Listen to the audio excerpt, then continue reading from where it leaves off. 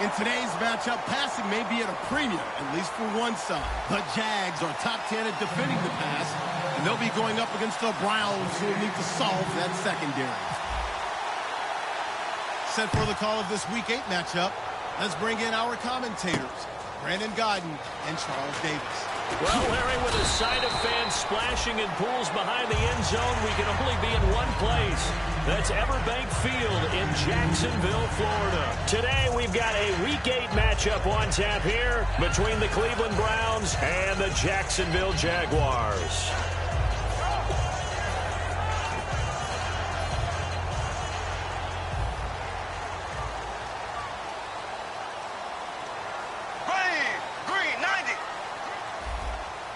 Hearns, the man in motion right.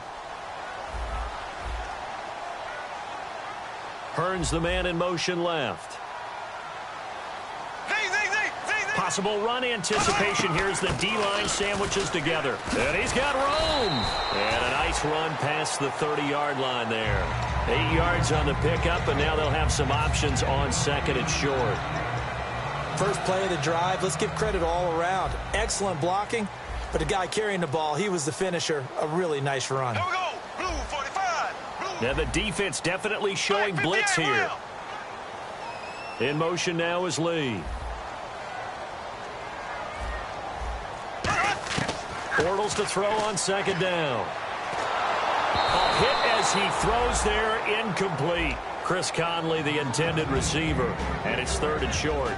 And the box that's highlighted is for Hearns on this offense. Do you have your track shoes available? Because Allen Hearns is a guy that gets you on your horse if you're trying to defend him. He can take anyone deep and win on any route. Looks like a nickel set here defensively on 3rd and 2. Yeah, maybe expecting a throw. Green 39. Ace. Black 58 rail. Black 58 rail. Ace. There we go now. Green 39. Black 58 rail. Black 58 rail. Ace. Bortles looking to throw on 3rd and 2. And he's got his big tight end over the middle, complete. That one goes for 29 yards on 3rd down. And on this first drive, looks like they want to get that vertical passing game going early. And they did, and what a warning shot they just fired. If you're not going to back up and play coverage deep, we're going to attack you all game long. And once you adjust to that and you start to back off, then that opens things up underneath. A really nice start for them. Great way to get the game going. Here we go. Throwing on first down is Bortles. Looking middle, and it's incomplete. And here's the starting crew defensively for Cleveland. Mike Daniels continues to get better and better with each year. A nice run stopper inside. Left. So the D-line's going to spread out.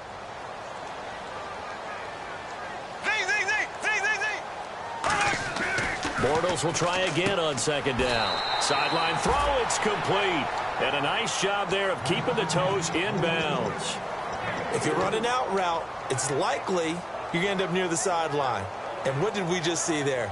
Toe tap. You got it. The benefits of practice. Toe tapping, foot dragging, picking it up, and making sure it was a catch. They'll need to get it to the 30 for a first. This is 3rd down. Green 90.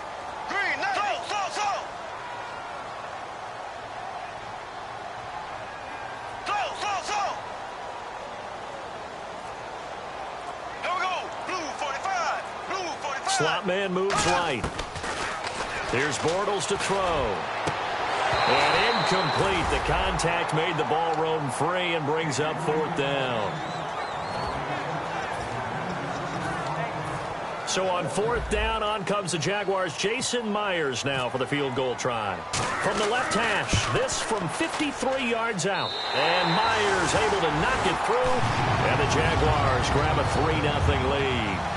A little bit of a lower trajectory there on the deep kick, and it worked. Had to do it because he had to drive it out low because of the length of the kick. Able to do that, got it above the defense, and over the post.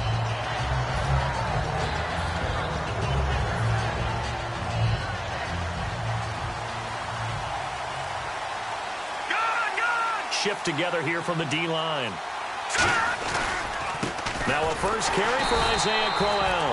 And he will lose yardage here back at the 23-yard line. That's going to go as a loss of 2, and it'll be second down. It's not always as straight as that team wanted it more than the other, but on that play, it actually was true. They were faster to the ball. Now a shotgun snap as they'll look to throw. Wide open receiver complete. The 20. And he'll be down deep into Jacksonville territory. A big play that time for Cleveland. 62 yards.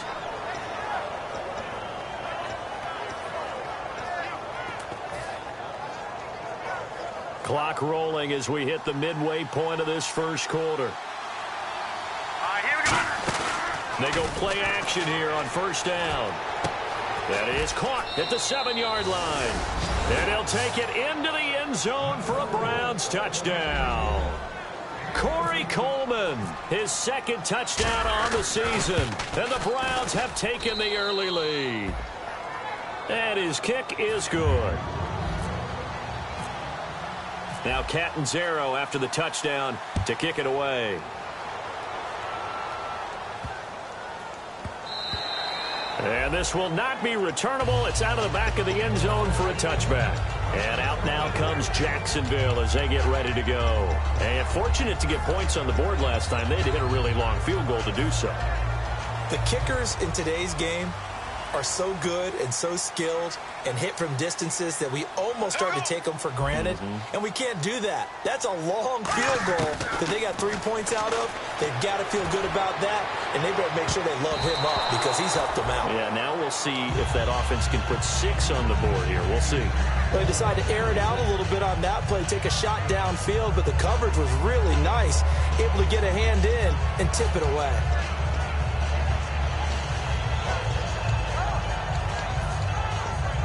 So the incomplete pass brings up second down. Green, 90. Green, so.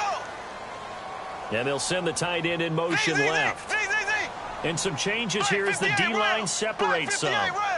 They'll bring the tight end in motion right. Ace. Here we go. Green. And they'll send the tight end in motion. To throw, it's Bortles. And the catch made here by Marquise Lee. A good pickup there, 26 yards. And that's one of his advantages of a passer, is it not? With his height, setting back there in the pocket, firing it over the middle, he can really see everything clearly. It is, and I know that other quarterbacks get it done different ways, all right? You don't have to be his height to make a great play. But what he does is he takes away having to make those slide steps in the pocket to find angles to throw the ball through. He just throws right over the top of it because he can see everything, and sometimes that saves time and gets the ball to a receiver quicker. Now Bortles eluding the pressure right. Oh, he had 6 points in his hands there, couldn't hang on. Second down. And when all else fails as a defender, when you're not there in the coverage, your best friend is exactly what we saw there. A big play shot taken by the offense. Unfortunately, it ended in a big drop.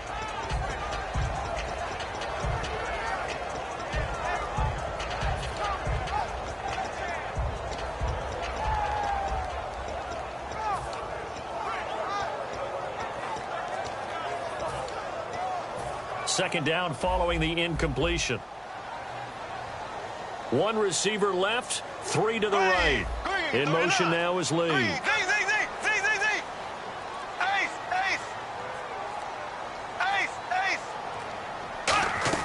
Back to the air on second down. It's Bortles. And incomplete there. A nice hit. Jars the ball free and brings up third down.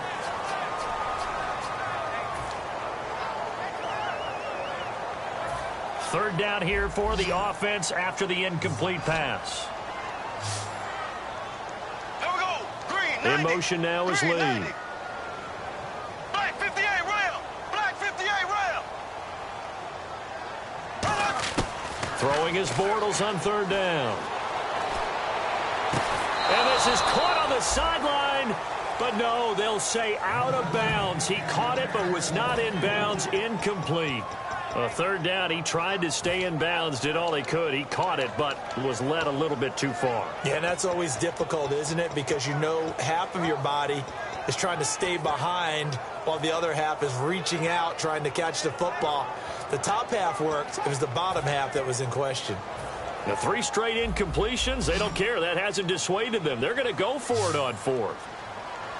Here we go now. Green, go. The defensive line disperses a little bit here, maybe expecting a pass. Bortles going to go on 4th down.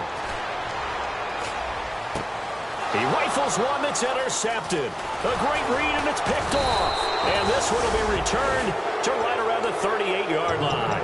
And here are the Browns now as the offense comes back out onto the field. And they'll just simply be looking to build off the confidence of the last time out where they scored a touchdown. Then confidence is powerful, isn't it? When you've scored once, you feel like you can go back out there and get it done again. Doesn't matter what the defense throws at them.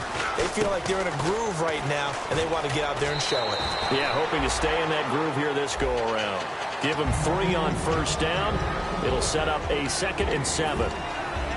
Let's meet the offensive starters, and let's discuss Corey Coleman, first wide receiver drafted out of last year's class. And there was a reason for that. When you watched his tape, when you watched his games, you saw his explosiveness and ability to play the ball in the air downfield.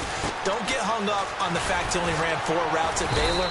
Just coach him up and turn him loose. It'll be a gain of 6, and all of a sudden here, it's 3rd down. Everyone's got to be able to catch the football. Doesn't matter what position you play, but if you're on offense, be aware a ball may come your way. 3rd down now following the completed pass. And the slot man goes in motion left.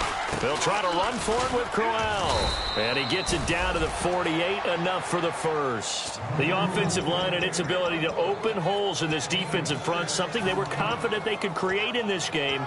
Got the job done there, picked up the first. And something they wanted to do. Have we ever met offensive linemen that don't want to fire out and hit people? I mean, they love the running game. Guys want to do that. And when you emphasize it, practice it, and work on it, that gives you an opportunity during the game. And the D-line pinching together, must be expecting to run. Back to throw now on 1st down. Over the middle, the catch by Coleman. It'll go as a gain of 12. And that'll be good for a Cleveland first. And this should be the final play before the quarter ends. Back with Charles Davis, I'm Brandon Gaudin. The Browns with a football to begin quarter number 2. And they've got it here with a 1st down.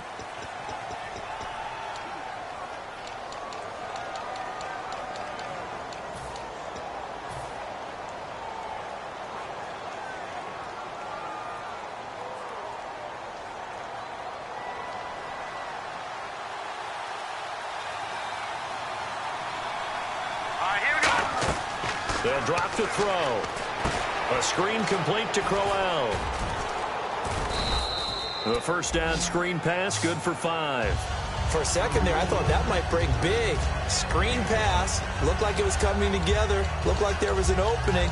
Still, ended up with a solid game.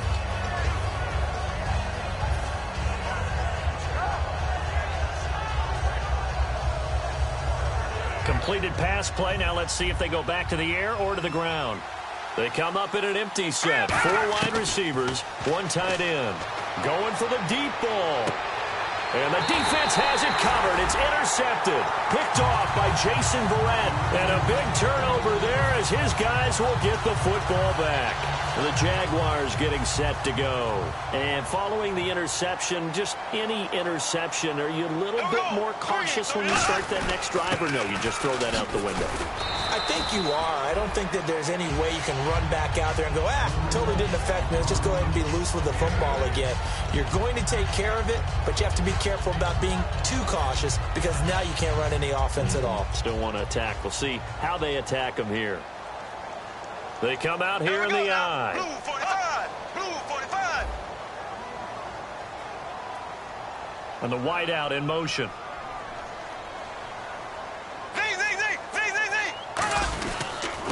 Now they'll run it on the toss. And he'll get it up near the 35, right at the 34 here. It'll go as a gain of 6 that time, and it moves the chains as well. But we always talk about good down and distance, allowing offenses to expand their playbook. Well, 2nd and 2, that means your playbook's wide open. You can run just about anything.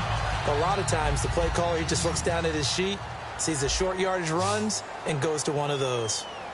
Here we go. Green, 90. Black, 58, rail. Black, 58, rail. Slow. And the back goes into motion.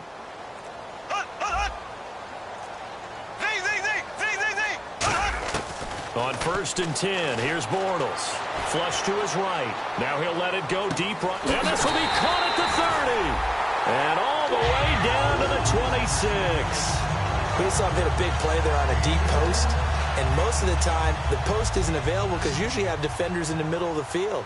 But if you throw enough curls and crossing routes and underneath routes, I know from experience, they get tired of watching those balls get caught. They start to creep up a little bit, and that's when you can hit them big over the top.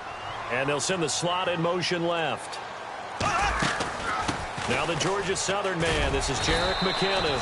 It's a 7-yard carry to set them up with a 2nd and 3. So much of the game today, we're looking for hybrid players, guys who can do a combination of jobs. And anyone who plays a strong safety position, now more than ever, is a hybrid-type player. Half defensive back that covers passes and half linebacker that makes tackles. We just saw the linebacker make that play. And he is going to lose yardage here. He lost 2 there, and it's 3rd down. So if I'm an offensive coordinator, there's one thing that I know for sure. This is one of the top 5 teams in the NFL against the run. So when I look at my playlist, I'm probably thinking about throwing it. Now the offense in that middle ground here on 3rd down, 3rd and 5. Here we go. Black 58 rail. Black 58 rail. Black 58 rail. Black 58 rail. And now a timeout called defensively by the Browns. They'll have 2 remaining as we step aside here in this 2nd quarter.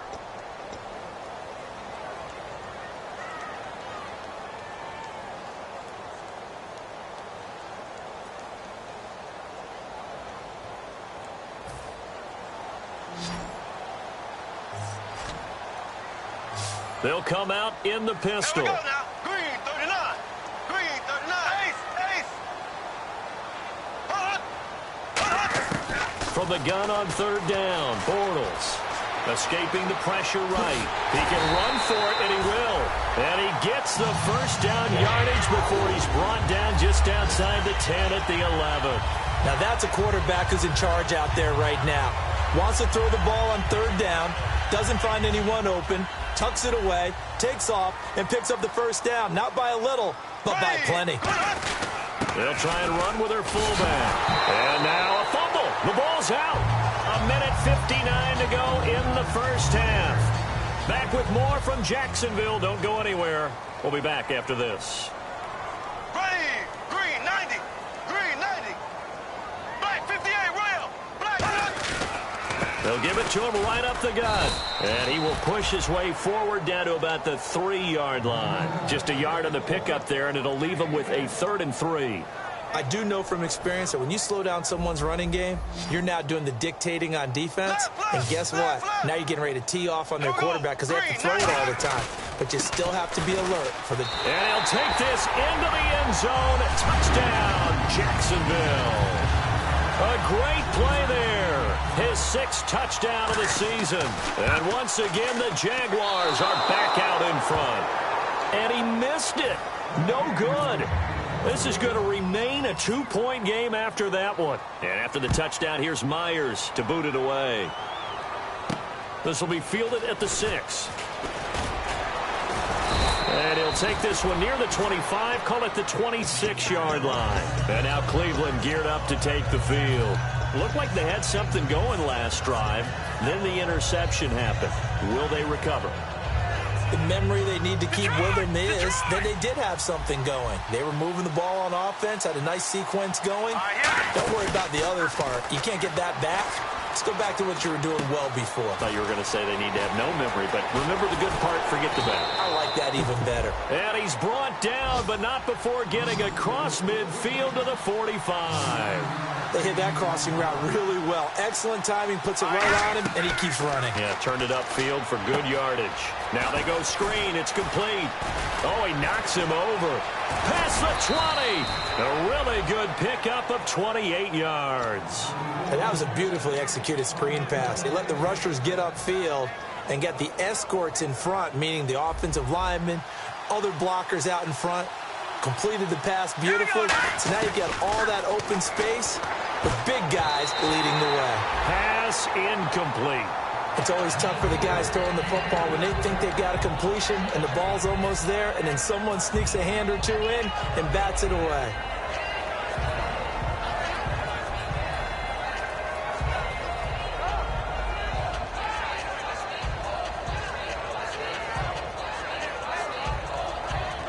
Ten yards still left on second down.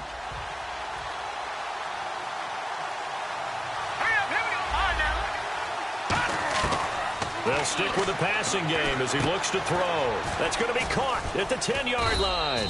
And eventually brought down, but it's near the 5 at the 6. Slant route's effective no matter who's running the route and catching the ball. But when you have a receiver of that stature, you have to be a little bit more precise throwing it. You don't have the same catch radius with the bigger targets. And this is going to result in losing yardage. They're driven back to the 8-yard line. Well, good luck there as a ball carrier. You get handed that football, look up, oh, there's a big D tackle ready to swallow you whole for a loss. Yeah, you kind of count on your guys to give you at least a little bit of time, a little bit of space to try and maneuver, but not on that. And this is caught. Touchdown, Cleveland. Their big tight end. His third touchdown now on the year. And the Browns have retaken the lead. And while that touchdown does not give them an insurmountable lead, it's still a lead, and that always feels good to a team. They'd love to take that into the lockers, but a little time left on that clock, so some work to do. I like that. I like how you're guarding against a letdown there. Marty looking forward. Coaching them up from right up here in the booth. The Jaguars offense now heads back onto the field. And with time quickly fading here in the second quarter, not sure how aggressively, offensively they want to play this. I think we'll find out just how much they trust their guys in this situation if they decide to take a shot. Green, 39. On first down, Bortles. And now this is intercepted. My goodness. A great read, and it's picked off. And a potential turning point as they'll get the football in very good field position late in this first half. And now Cleveland geared up to take the field. And this is a spot late in the clock near midfield, though. Maybe take a couple chances, see if you get in field goal range. You do that if you have trust. And this should be a position now where the great ones, they relish this opportunity to try and put points on the board. It looked like they had something there, but I think that he was thinking about running with the football before he actually hauled it in, and that led to a big drop. They'll put two receivers left, two to the right. Back to throw now on 2nd and 10. The throw to the left side, caught by Coleman. Now whistles come in. We're going to get a timeout here by the offense. So that means they're down to one remaining here as we head toward halftime.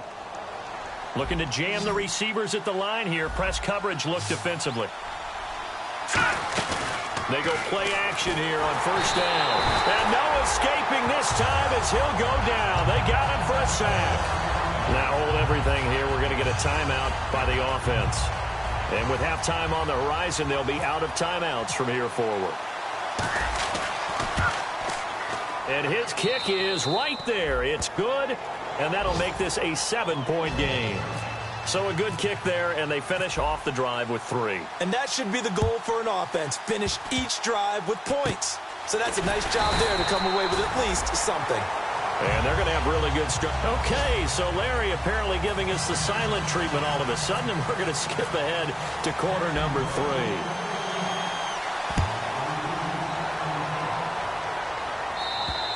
And they will not get a chance to return this one as it's through the end zone for a touchback. Here's the Browns offense now getting set to start off this third quarter. They have the lead. Now they'll be looking for some separation here as we begin the third quarter. I like the way you term that because now I think they go a little bit deeper into their playbook. They like what they did in the first half. That worked okay. But in order to get the separation that you just talked about, change things up a little bit. Change your tendencies. Try and hit them a little bit more with some things they didn't see in the first half. We'll see if they do just that. Sometimes it's hard to believe, but there are times this game is about patience, isn't it? Has had the game he expected, but that run there, that may get him going. I was just going to say, maybe that gives him a little juice because you're right, he struggled, especially in that first half. Yeah, and I know the great ones always think to themselves, just hang in there. I'm just one big carry away from busting this open. That's a good start for him.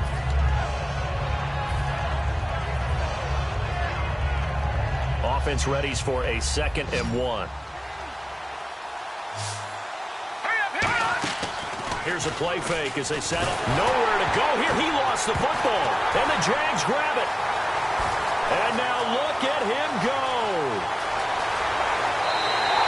Here comes the Jags offense now. Time for their first possession of half number 2. And last time, one play interception. So this offense, they should be fresh.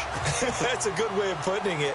And I can't wait to see what they decide to do with play calling. Because a one-play drive where you throw an interception, a lot of people think the very next time out, run the football, don't give him a chance. Maybe play action? I think maybe you go play action, show your quarterback, you get a little confidence in him, and let him fling another one.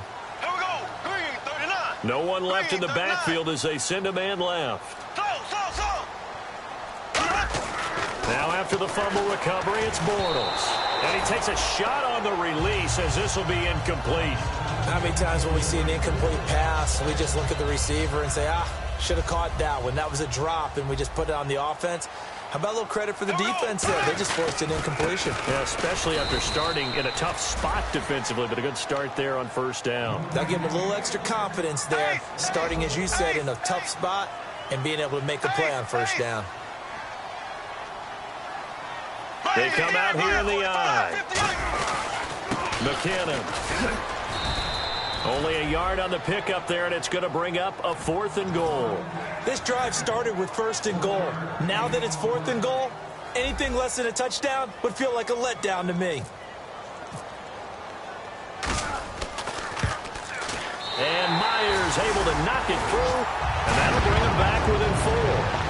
A decent drive there to start the third quarter. They only salvaged 3 out of it, but they do inch a bit closer. Yeah, still lots of time to go in this one. Take the points, move on, and let your defense try to get the ball back. And this will be a touchback as that sails over the end line. And the Browns getting set to go. And last drive, obviously not what you're looking for. You've got the lead. You've got to protect the football. So in other words, someone got lucky because they've been moving the ball really well and wearing them down. In this case, though, giving up the football doesn't make them very happy. They can't wait to get back out there and atone for it. Yeah, try to atone for it here on this drive. They'll try and set up the screen. It's complete. It's a loss of 4 there, bringing up 2nd down. You know what the key to a good screen pass is, don't you? But you're going to tell me, good blocking? Well, good blocking eventually. But first, it's good acting. You want to let the defenders go past you, leak out to whichever side or even in the middle where you want to set up the screen, and then you do your blocking. How about the read, though, by the defensive guys? They weren't fooled at all and actually ran with the lineman to where the play was and smothered it for a loss of yardage.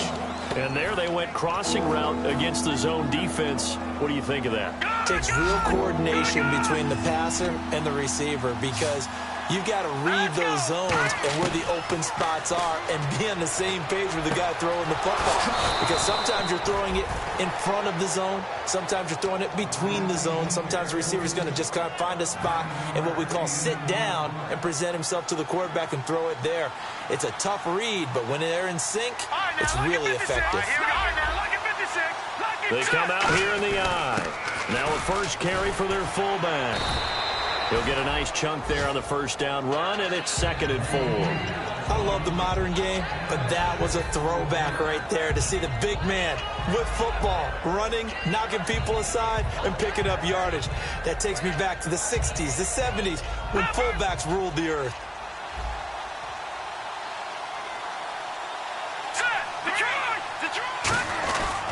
keep it on the ground. This time it's Crowell. And he'll be brought down right at midfield after a gain of only a couple. In my book, that's running the ball well, but with intelligence. How about him keeping the clock moving, staying in bounds? Yeah, even though it's the third quarter, you're thinking ahead, aren't you? This is where your running game can really help you with a lead in the second half. I agree totally. It's not just end-of-the-half situations that you worry about the clock. It's throughout the game. And with a lead, stay in bounds. Make them fight harder to try and catch you. And they'll let their fullback try and push the pile. 5 yards is the pickup there as that extends this drive. On 3rd and 1, it seems natural to just turn and hand it to the biggest guy you have in the backfield. But usually, he's not the primary runner. So for the defense, they're often keying on the running back because he's the guy who gets the ball more often, and the fullback is the blocker. When he ends up carrying the football, that's a heck of a tendency breaker, and now you're just trying to jump on his back and hold on. Now it's Crowell. And some good tackling there as he stopped up at about the 41. A gain of 3, second down. Partner, we know today's NFL is really built around the guy throwing the football. But these short runs, they still pay dividends because they can take their toll on a defense, and they can add up as the game goes along. You control the clock, you control the ball, and that way you often control the game. Now they'll switch it up here and look to throw. And his throw's going to be incomplete. Oh, man, for him to be that wide open and drop it.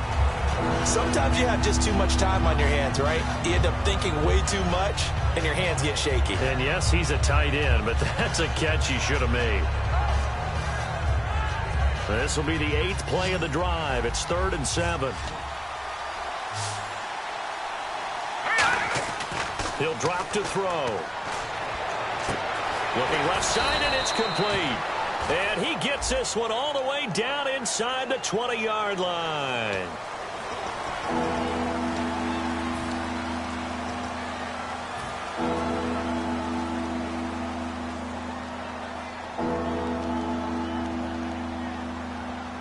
Ninth play of the drive now on 3rd and a country mile.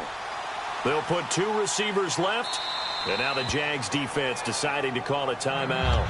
It's just their first, so 2 remaining as they burn one here in this 3rd quarter. 9th play of the drive now on 3rd and a country mile. Here we go. Now, check. From the shotgun, he'll look to throw. Looking left side, he's got it. Complete. They wind up getting 16, but even that's not quite enough. It's 4th down. Boy, they had a lot of real estate to make up there, but what a big-time play for them. Nice completion, excellent game. Now they're in 4th and manageable. Just a little short, though, of that marker. Going down the middle, and it's complete. And he's taken down, but not before reaching the 10-yard line. We always hear about guys wanting to make plays that quiet a crowd. Yeah. After that one. Here in the 3rd quarter, they were hoping to get the stop, get the football back. Not the case. What a completion on a 4th down play.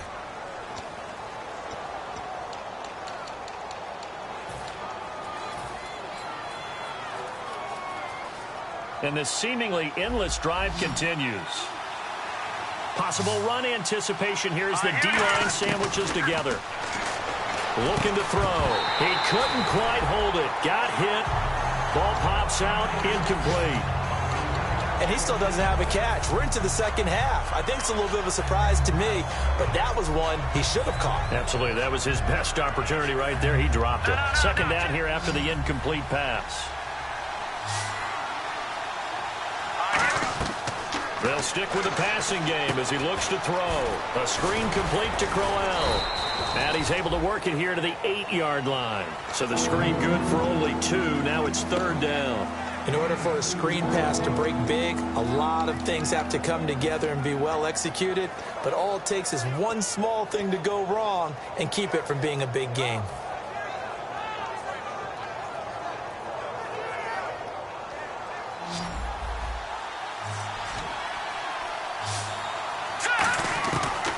Look to throw on 3rd and goal. And he's going to go down. Sacked right around the 17. Malik Jackson coming in to drop him for a loss of 8. And it'll be 4th down.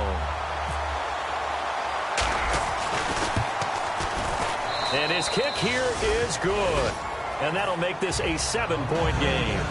So, Charles, I think from a defensive perspective, you have to look at that field goal there and consider it a win. You were able to keep them within a touchdown, so no question about it.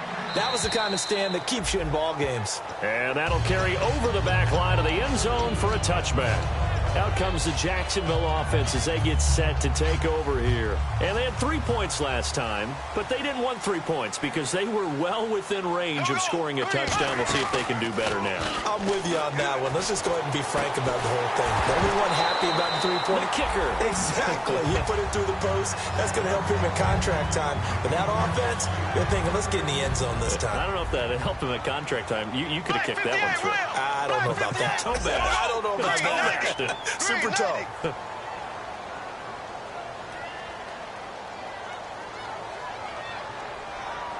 we go. Blue 45. Left, black 58 rail. Black 58 rail. Bortles again here on 2nd and 10. Completes it to Lee. And they're going to get this one all the way out across the 45. In recent years, the slot receivers really gained stature in the NFL because they could do so many things. Yes, they can line up wide like your normal wide receiver, but to have that kind of courage and toughness to run routes in the middle of the field and become dependable targets for their quarterbacks and move the sticks, those guys are worth their weight in gold. On 1st down, Bortles. And he'll be hit as he releases it, and that'll fall incomplete.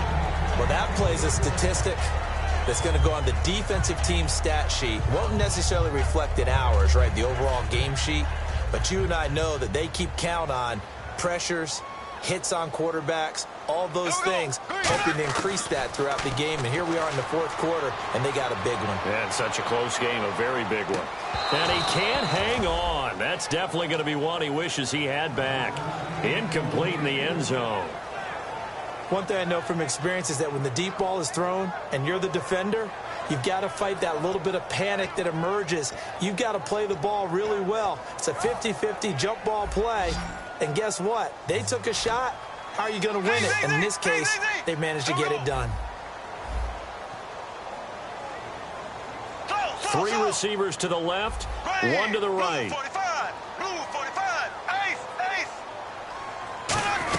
They'll run it now out of the gun.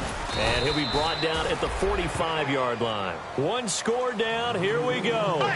They're going to go for it here on 4th down. And once again, leverage wins. The offensive line, lower than the defensive front. They moved them and found some good space for the guy carrying the ball. They'll put 2 receivers left, 2 to the right. Throwing now is Bortles. He may try and run for this. And he will have a 1st down here at about the 40. It's a gain of 5 on the play. And on 4th down, they're able to convert and move the sticks.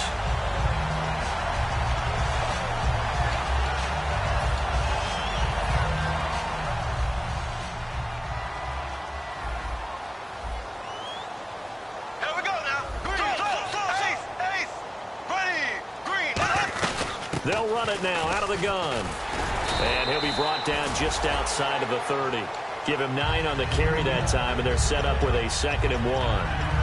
And that looked like some pretty easy yardage there right up the gut. And he's a guy that has some height to him. So when you don't have to drop a shoulder or create or get through contact or trash, makes it a lot easier to stay upright, see the field, and make a run as we just saw there.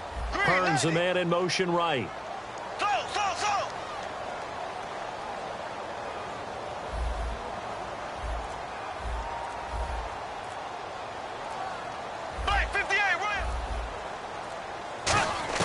Now they'll throw it. Bortles throwing for his running back, and he's got him complete. 9 yards on the pickup there, and it keeps the drive alive. So many times you hear today's NFL described as a space game. Get your best players into space with the football in their hands. That's why sometimes you swing it out to your runner, get him out in the flat, and let him have a chance to make people miss an open field. And, of course, the quarterback in this situation, he's realizing time is becoming a factor. Let's see if they can get some points on the board here late. They come up in an offset eye.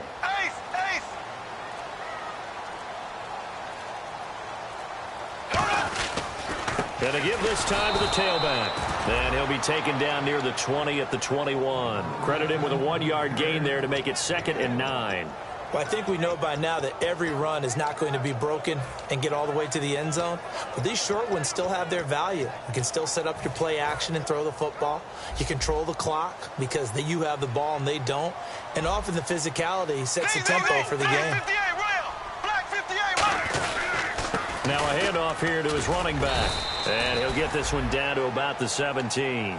It's a 4-yard pickup there, and it leaves him with 3rd and 5. Time for a break. We'll come back, see what transpires after this.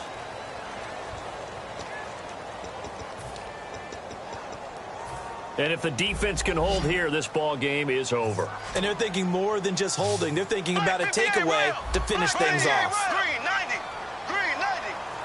The slot man in motion right.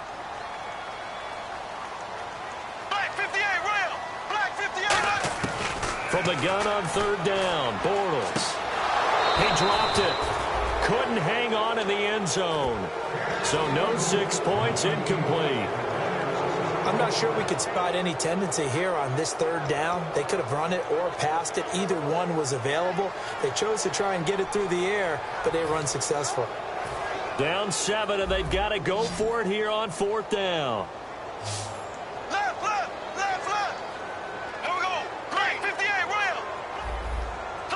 Slow. Now Bortles got to have this one. He's got the hook up to Lee. They'll give him 8 on the play, and the decision to go for it pays off. They've got a 1st and goal. Not only is a slant route really difficult to cover, it's a real staple play for an offense on a 4th down because it's a quick hitting play. Get the ball in the hands of the quarterback right to the receiver. And the receiver has to be ready because that thing's coming on a rope. And running room scarce here. He's going to be stopped in his tracks at the line of scrimmage. It's a loss of a yard there, and now 2nd down. And quickly they get to the line.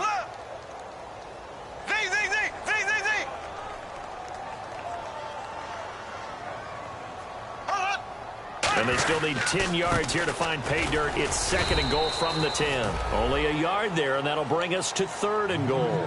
Partner, I know we're in a goal-to-go situation, but my goodness, think about running the ball here. Not even a thought, is it? Defensively, they're in a prime spot. And I think the defensive guys are probably expressing themselves to them as well. I wouldn't run it here, guys. You might want to try throwing it. They come up in an offset eye. Left.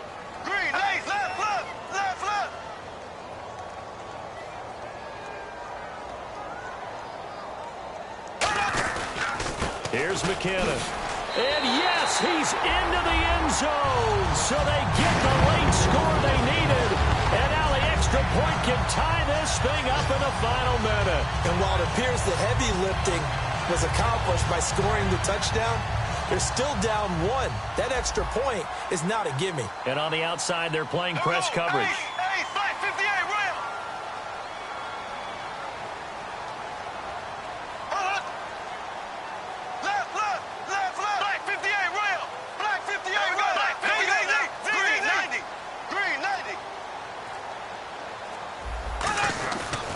They'll go on the ground. And he is not going to reach the goal line. A courageous call to try for 2, but they will remain down by a point. So with just under 40 seconds to go, you figure this is going to need to bounce their way if they have any shot. And this will be recovered by the Browns hands team, and that should just about write a finish to this one. Well, 4th quarter, they felt like they needed the football back. Unfortunately, they couldn't get it. And I know we've brought analytics into the game, and someone has said here that the data says that when a team's expecting an onside kick, 80% of the time, the team expecting it, they do actually recover the ball, which is what we saw here. I just wonder if that number is much more of a anecdotal type of a number. Kind of like when the coaches tell us, well, when you score on special teams, 93% of the time you win the game. I'm still waiting to see that number is empirical. On 2nd down, here's Crowell. And he is going to lose yardage here. Now hang on here. Timeout called by the defense. That'll be their 3rd and final stoppage here as we step aside. They come out here in the eye.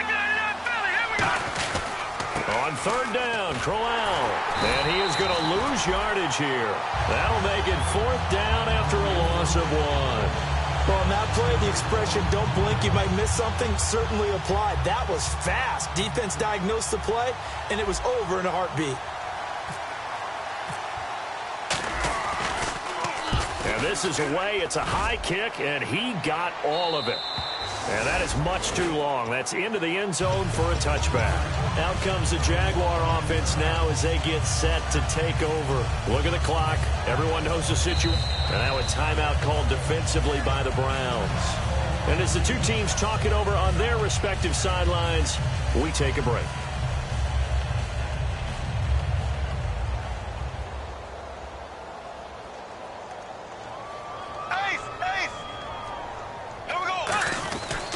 They'll give it to him right up the gut. And not too much going there as he'll get it up to the 23-yard line.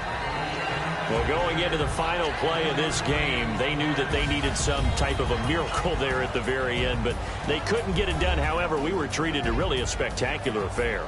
Even though they didn't finish it off, you're exactly right. They took us down to the last play. We're still, you're wondering, could it happen? Possibly, even though we both knew it was a long shot. So for Cleveland, they move back over 500 now at 4-3. And they'll get another road test next week as they head to Baltimore to take on the Ravens. Meanwhile, for Jacksonville, they'll fall to 5-3 with a loss. And they'll take this loss into the bye as they'll be back in action in Week 10.